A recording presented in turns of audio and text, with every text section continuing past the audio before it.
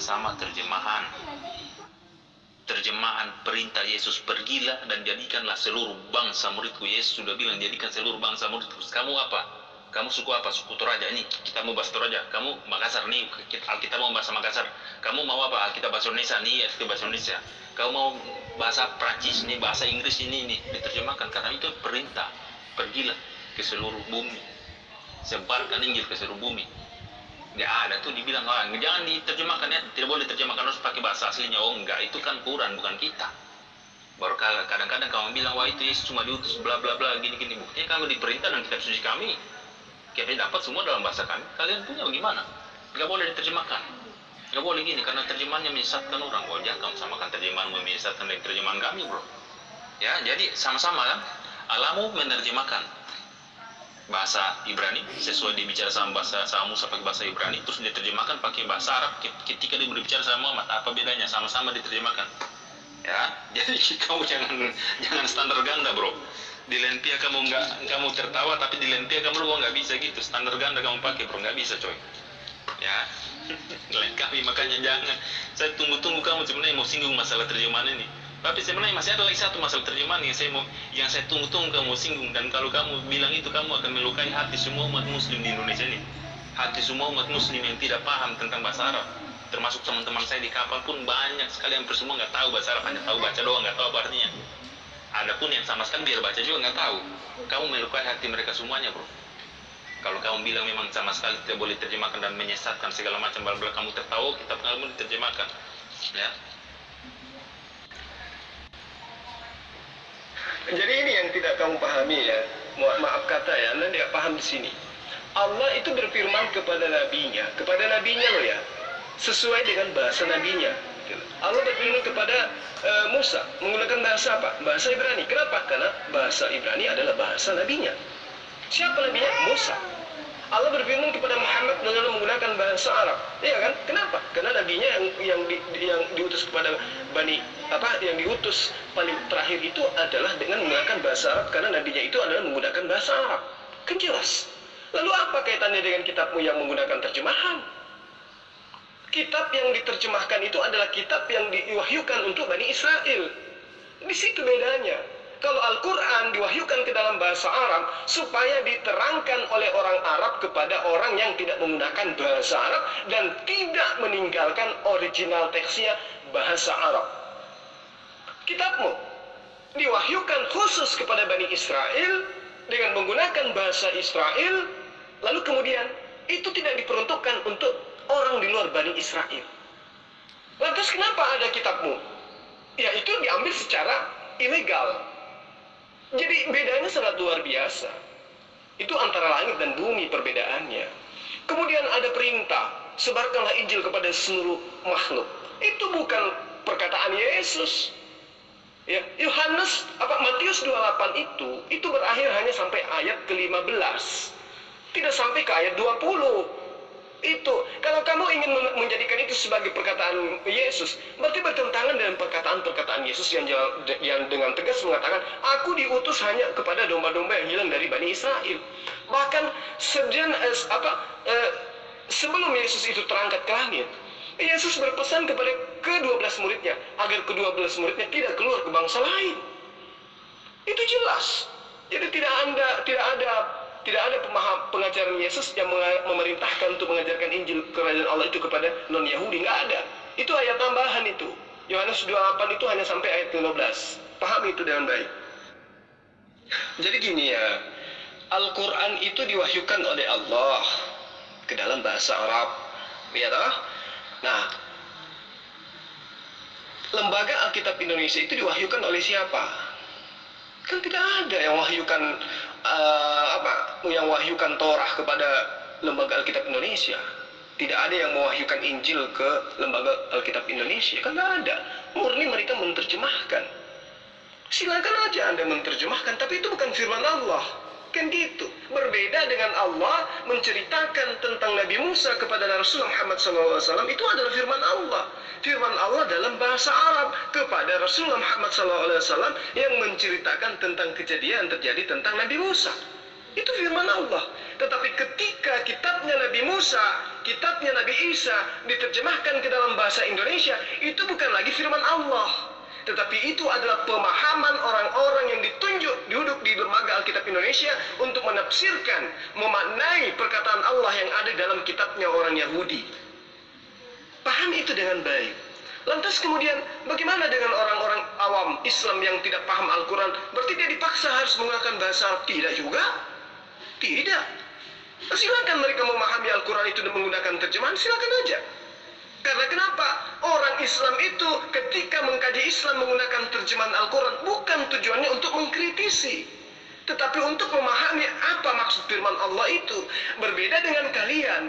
Ya, penghujat-penghujat Islam itu menggunakan terjemahan Al-Quran untuk mengkritisi Al-Quran. Di situ perbedaannya. Orang awam dalam umat Islam itu ya, memahami Al-Quran dengan menggunakan terjemahan bukan untuk mengkritisi, tapi untuk memahami.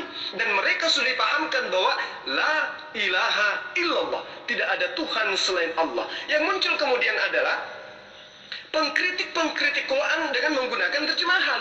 Berbeda dengan Islam awam, memahami Al-Quran dengan menggunakan terjemahan bukan untuk mengkritisi. Itu bedanya. Jadi Anda harus membedakan di situ. Lalu bagaimana dengan saya yang ada di laut? Loh, kan saya sudah katakan kepada Anda, Al-Quran itu diterjemahkan ke dalam seluruh bahasa. Tidak apa-apa, tapi original teksnya sebagai kalam Allah harus disertakan. Kalau dia tidak disertakan, maka itu bukan Al-Quran namanya, tapi itu adalah tafsir. Nah, kalau dia Al-Quran, maka itu akan, kalau dia ada terjemahan dan ada Al-Qurannya, maka itu dikatakan Al-Quran dan terjemahan.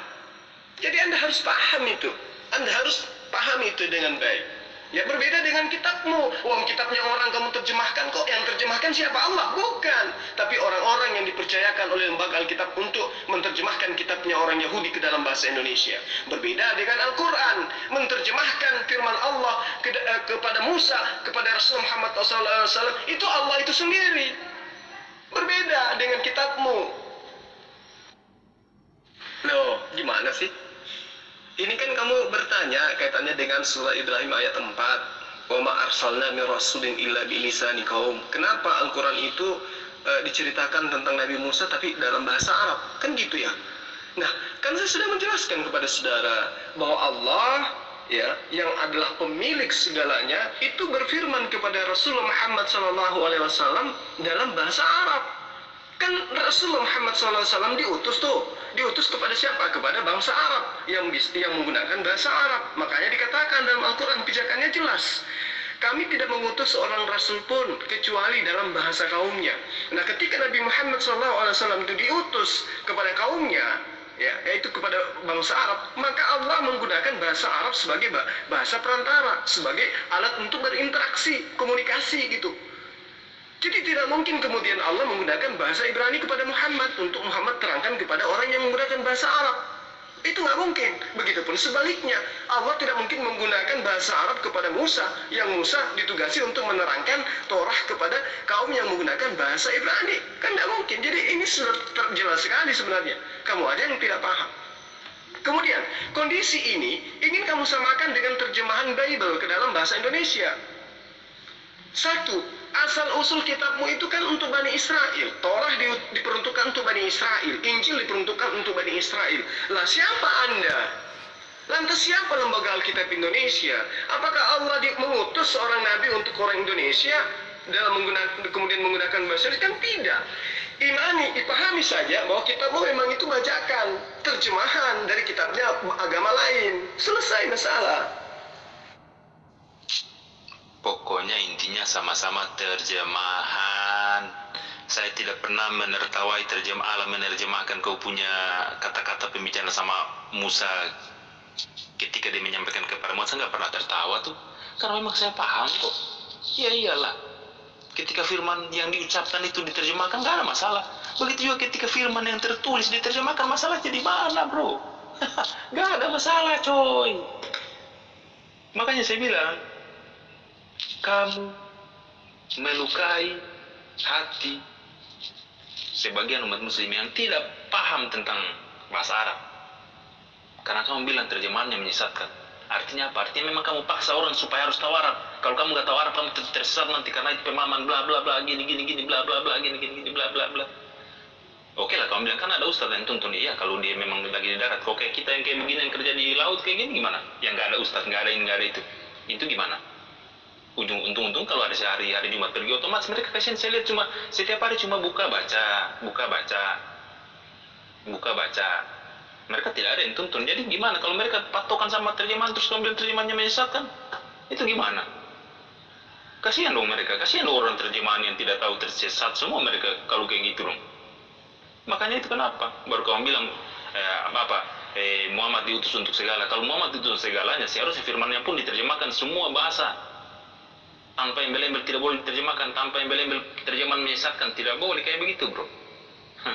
Ya. Saya nggak bicara masalah itu, bukan perkataan Yesus, bukan karena itu bukan pembahasan kita. Saya nggak bahas masalah itu. Matius 28 ayat 19, pergilah jadikanlah seluruh bangsa muridku. Bagaimana mau dijadikan seluruh bangsa murid kalau firman yang disampaikan pun nggak bisa dibaca, nggak tahu apa artinya. Makanya terjemahkan ini supaya kamu bisa paham. Karena memang perintah untuk seluruh dunia, bukan kayak kamu. Kamu punya katanya seluruh dunia untuk seumat untuk seluruh, tapi buktinya kitab suci yang disampaikan nggak boleh diterjemahkan. Gimana sih? Giliran orang baca terjemahan kamu bilang menyesatkan. Padahal terjemahan itu sangat membantu. Kata-kata dalam kurung itu sangat membantu. Coba ketika pembacaan tidak dalam kata dalam kurung, saya mau lihat siapa yang jago yang bisa tidak akan tersesat dengan hal itu. Gak usah pakai dalam kurung ya, sesuai bahasa aslinya, gak usah pakai dalam kurung. Gimana? Kalau nggak blank semua otak, wah ini maksudnya gini kan gini. Tapi karena dalam tanda kurung jadi dipatenkan sudah dalam tanda dalam kurung itu, makanya itu membantu orang. Terus kamu bilang itu menyesatkan, wah mana cerita menyesatkan. Saya di sini dalam hal ini saya berdiri untuk membela kawan-kawan saya Muslim yang nggak tahu tentang Al-Quran, yang nggak bisa baca Al-Quran, yang nggak tahu arti Al-Quran, yang cuma patokan sama terjemahan Al-Quran itu. Saya bela mereka, saya berdiri untuk bela mereka di sini. Untuk kalau bahas masalah itu ya, tapi pembahasan kita bukan itu. Pembahasan kita kamu bilang terjemahan ini loh yang lucu. Intinya apa? Ketika Allah menerjemahkan firman yang diucapkan, kamu nggak tertawa. Tapi ketika firman yang tertulis itu diterjemahkan, kamu tertawa, kamu protes. Zulkifli ya Mabas. Jadi begini kawan, Al-Quran itu kan diterjemahkan ke dalam semua bahasa kan. Bahkan bahasa Bugis ada, Al-Quran diterjemahkan ke dalam bahasa Bugis ada, ke dalam bahasa Jawa ada Al-Quran itu. Tetapi Al-Quran itu disertakan untuk sebagai filter. Jangan sampai penerjemahan itu nyosor seperti yang terjadi dalam kitabmu. Jauh bahkan kehilangan jejak dari original teksnya. Lalu kemudian Anda mengatakan Al-Quran itu tidak bisa diterjemahkan. Siapa bilang? Justru Al-Quran itu wajib diterjemahkan supaya orang-orang tahu. Yang tidak bisa itu adalah mengkritisi Al-Quran hanya dengan modal terjemahan. Itu maksud saya. Lalu kemudian orang-orang awam dalam Islam itu memang diperuntukkan kepada mereka itu untuk belajar memahami apa yang ada dalam Al-Quran itu melalui terjemahan. Jadi terjemahan itu diperuntukkan untuk para manula dan juga pemula. Itu yang perlu kamu pahami. Lantas apakah mereka tersesat? Tidak. Karena mereka bukan mengkritisi. Mereka mengimani ayat-ayat yang ada dalam Al-Quran meskipun itu hanya merupakan terjemahan yang mereka pahami. Tetapi paling tidak sama seperti para pengkritik Quran yang membenci terhadap Quran. Itu bedanya. Jadi Anda jangan samakan umat Islam yang memahami Al-Quran melalui terjemahan dengan pembenci Islam yang mengkritisi Al-Quran lewat terjemahan. Itu beda. Itu beda. Jadi saya perlu pahamkan kepada saudara, memahami Al-Quran itu ada beberapa item ilmu yang harus dikuasai.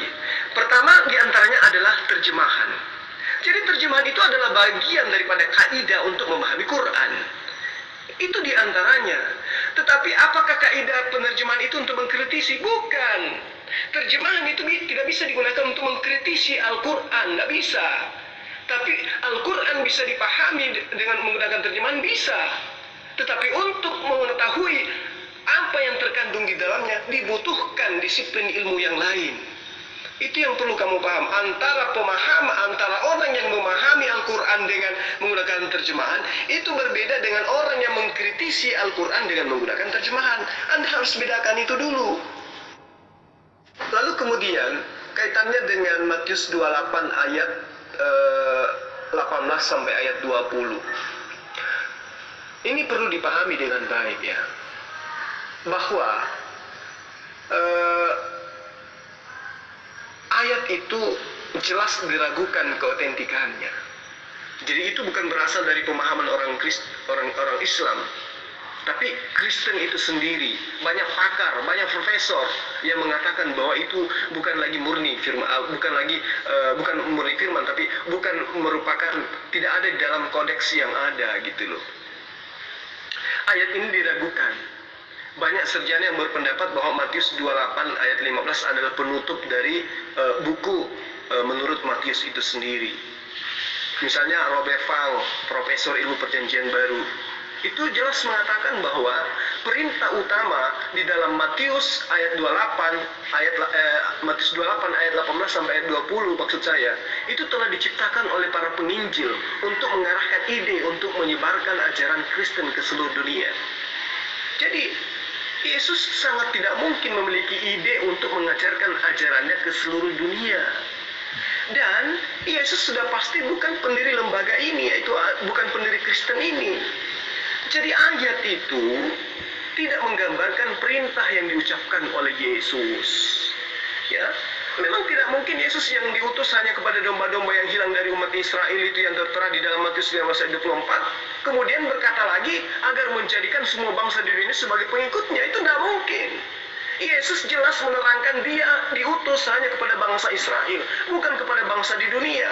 Tidak ada keselamatan di luar daripada Islam. Itu yang perlu kamu paham. Jadi keselamatan yang diajarkan oleh Yesus itu hanya berfokus kepada Bani Israel, mengajarkan Bani Israel untuk menyembah hanya kepada Allah. Jadi apa yang dituliskan oleh Robert Fang, seorang profesor perjanjian baru, itu benar. Itu benar bahwa Matius 28 itu berakhir di endingnya di ayat ke-15. Pahami itu, bahwa Matius 28 ayat 16 sampai ayat 20 itu adalah sebagai penampakan ayat-ayat yang baru yang ditambahkan kemudian untuk mengajarkan ajaran kekristenan yang bukan ajaran Yesus. Aduh bro, baru dengar nada bicara kamu aja saya tahu kamu sebenarnya udah berat mengucapkan itu. Injil itu sudah diragukan keautentikannya. Tarik nafas, seperti kamu memang menyerah dengan ayat itu. Saya sudah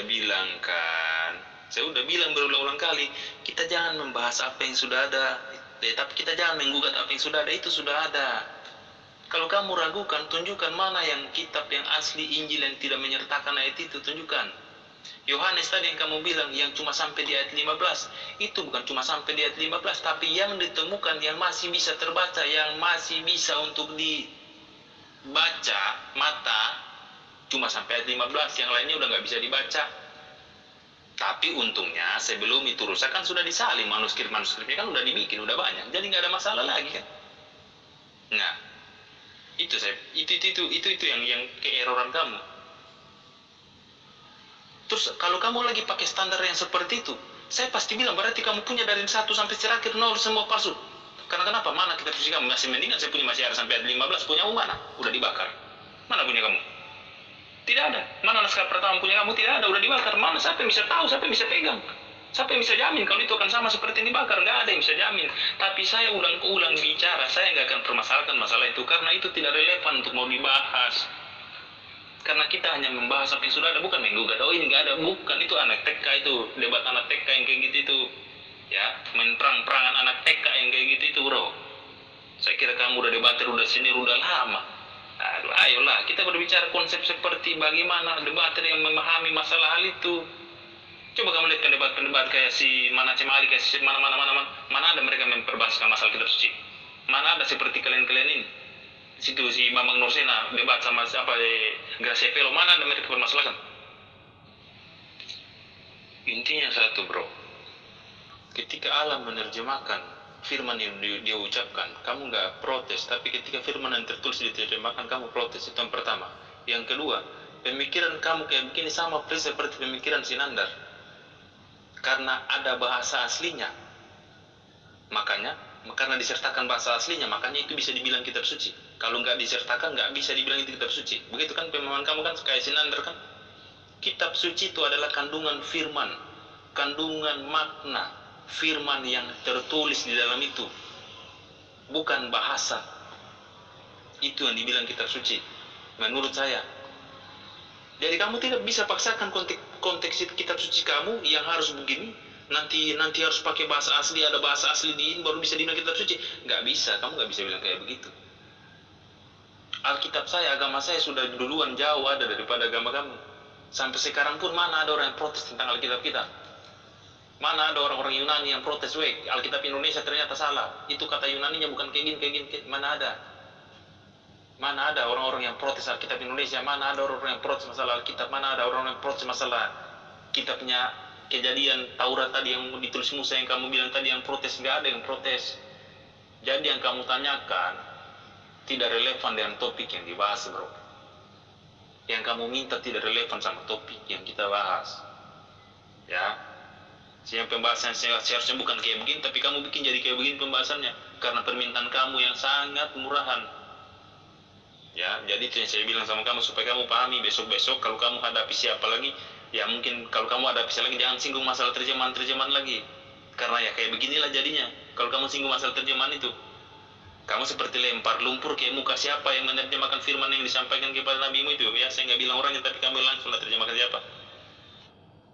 Artinya kamu memerintahkan saya seperti Kristen, imani saja yang ada, kan gitu ya.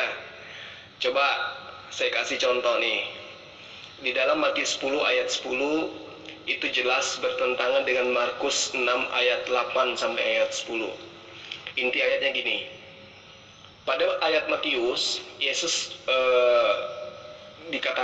berkata seperti ini. Janganlah engkau membawa baju 2 helai, kasut atau tongkat. Seperti itu. Jangan kamu bawa tongkat. Ya. Tetapi di Markus 6 ayat 8, Yesus mengatakan bahwa supaya jangan membawa apa-apa dalam perjalanan mereka kecuali tongkat. Ini yang benar yang mana, yang harus diimani ini yang mana gitu. Matius mengatakan jangan kamu membawa kecuali tongkat. Jangan kamu membawa apapun termasuk kasut atau tongkat. Itu pernyataan Matius. Tapi pernyataan Markus, jangan kamu membawa apapun kecuali tongkat. Yang satu mengatakan jangan bawa apapun, ya, termasuk tongkat. Yang lain mengatakan jangan bawa apapun kecuali tongkat. Yang benar yang mana? Pernyataan Yesus yang benar yang mana? Apakah menurut Matius atau Markus? Nah, ini contoh, dan ada ribuan ayat yang bertentangan akibat daripada apa? Akibat dari hanya terjemahan saja, tidak menyertakan original teksnya. Itu aja dulu, kamu bisa pahami atau tidak? Apa saya bilang, Sulkan, kamu bicara pagi lain, siang lain, sore lain. Coba kamu perhatikan kata-kata kamu mulai dari detik ke-20 sampai detik ke-40 ke-50. Allah tidak menerjemahkan firman-Nya kepada Nabi Musa, tetapi Allah menerjemahkan firman yang disampaikan kepada Nabi Musa dengan menggunakan bahasa apa? Apa nggak sama aja itu, bro? Gimana sih lu penjelasan lu panjang sekali 3 menit, baru menit ke-20 aja udah error penjelasan kamu. Langsung saya cut di situ. Udah error penjelasan kamu, gimana dong udah error kayak gitu? Mau dilanjutkan lagi untuk apa? Dilanjutkan lagi udah error. Dengar baik-baik kerjaan kata-kata kamu itu. Ini harus kamu pahami ya. Allah tidak menerjemahkan. Allah tidak menerjemahkan firman-Nya kepada Nabi Musa, kepada Muhammad SAW. Tidak. Allah menyampaikan wahyu kepada Nabi Muhammad SAW terkait dengan apa yang terjadi terhadap Nabi Musa. Jadi Allah tidak menerjemahkan kitabnya Nabi Musa, atau Allah tidak menerjemahkan firman-Nya kepada Nabi Musa kepada Muhammad SAW. Tetapi Allah mengulang firman Allah kepada Nabi Musa kepada Rasul Muhammad SAW dengan menggunakan bahasa Arab, bahasa Muhammad SAW, karena Muhammad itu adalah Nabi Allah. Berbeda dengan kitabmu. Berbeda dengan kitabmu. Kitabmu itu yang ada sekarang adalah terjemahan. Bukan Allah yang menerjemahkan dari firman yang diwahyukan kepada Nabi Musa, kepada Isa, Allah terjemahkan ke dalam kitabnya orang Kristen. Bukan. Yang menerjemahkan itu adalah orang Kristen itu sendiri. Nah, Anda mengatakan kitab saya lebih dulu daripada kitab Anda. Betul. Memang kitab Anda lebih dulu dari kitab orang Islam. Memang betul. Tapi fakta di lapangan kemudian kitab Anda yang meniru-niru Quran. Iya kan? Yesus tidak pernah mengatakan kitabnya itu ada nama Allah di dalam. Yesus tidak pernah mengatakan itu. Yesus tidak pernah mengajarkan ada kata mujizat di dalamnya. Yesus mengajarkan kitabnya, ajarannya itu tidak ada di dalamnya itu kata roh, kata nabi, kata rasul, kata Alkitab dan lain sebagainya. Nah, kenapa kemudian kitabmu yang bukan kitabnya Yesus itu mencomot semua istilah-istilah Islami dalam Al-Quran?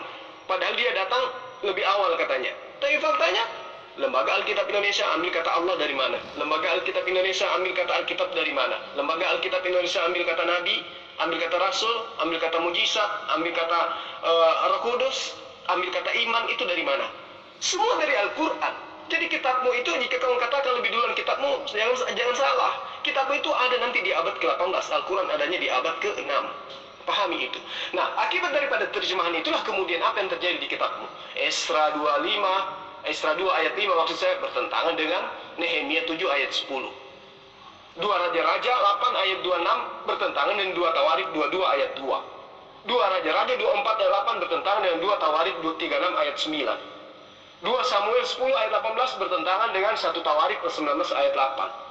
2 Samuel 8 ayat 9 sampai ayat 10 bertentangan dengan 1 Tawarik 18 ayat 9 sampai 10. Begitu seterusnya. Di kitabmu itu karena modal terjemahan semua tabrakan antara satu ayat dengan ayat yang lain. Padahal menyebut nama yang sama, nama kejadian yang sama, tapi ternyata cerita isinya kandungannya itu bertentangan. Yohanes 5 ayat 31 bertentangan dengan Yohanes 8 ayat 14. Yohanes 10 ayat 38 bertentangan dengan Yohanes 14 ayat 28. Yohanes 14 ayat 9 bertentangan dengan Yohanes 5 ayat 37. Jadi yang mana yang benar? Contoh, di dalam Yohanes 14 tertulis, Yesus berkata, siapakah yang melihat aku? Dia telah melihat Bapa. Tetapi dalam Yohanes 5, Yesus berkata apa? Rupanya Bapa pun tidak pernah kamu lihat. Jadi bertentangan prinsip. Yohanes 10 ayat 10 bertentangan dengan ayat Yohanes 17 ayat 11, dan masih banyak lagi yang saya hafal di luar kepala saya tentang pertentangan yang ada di terjemahan kitabmu. Offside deh. Kamu jangan bilang dimani saja. Saya tidak akan membahas ayat itu karena itu bukan topik kita. Jadi saya cuma menangkap sekilas perkataan kamu imani saja tanpa tahu apa artinya, begitu kan? Apa nggak sama aja seperti kamu mengimani alif lam mim ra kiasat ja apalagi itulah yang menurut kata-kata apa ayat mustatabiyah yang cuma Allah yang tahu takwilnya, manusia nggak tahu. Terus kamu percaya itu percaya? Kamu tahu artinya nggak tahu, ngapain lu imani aja juga kan? Semua kata-kata kamu kembali sendiri ke muka kamu. Kamu tertawa Alkitab saat terjemahan akhirnya tercoret, lempar sendiri muka kamu. Sekarang nih kamu bilang imani saja, kembali lagi simpan muka kamu juga sendiri. Imani aja juga, apa bedanya? Aduh, Zul.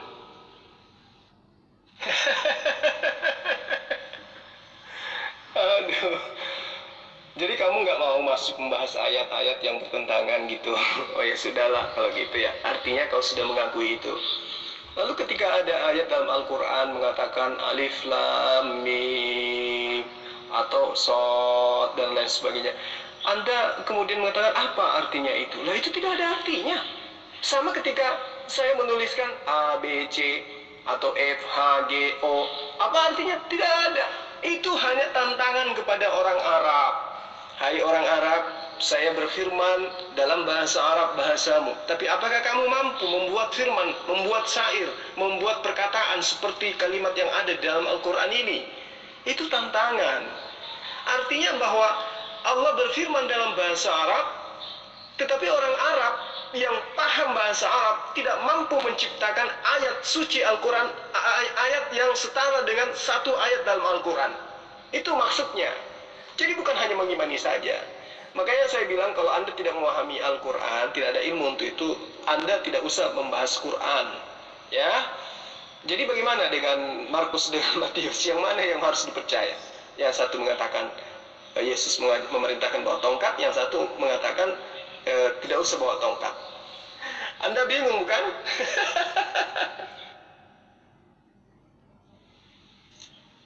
Semua pertanyaan kamu tentang ayat-ayat tadi itu, kalau seandainya topik berikutnya nanti besok atau kapan kita akan buka, itu saya berjanji sama kamu bisa dijelaskan, punya arti yang bisa dijelaskan ya, punya arti yang bisa dijelaskan.